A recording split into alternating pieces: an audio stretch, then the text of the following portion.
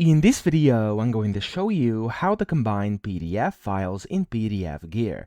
Now, the first thing you have to do, you want to go to the Tools tab up top, and you want to click on Merge PDF.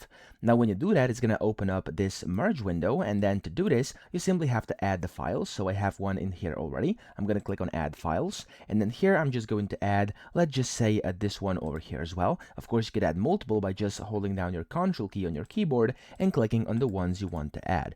Now, after that, click on Open. It's going to open up. You could select your page ranges. You could go and select whichever ones you want. You could go and move them to actually allow them to be in a different order. That's completely up to you. And then down here, you can select your output file name and then also basically the output path, and then click on the merge button here, and it's basically going to merge, and it's going to kind of just open up the new PDF over here like this, as you can see inside my folders, and I can open it up, and this PDF has now been merged. So that's it. I hope this video helped you out. If it did, please subscribe to the channel and help me out as well.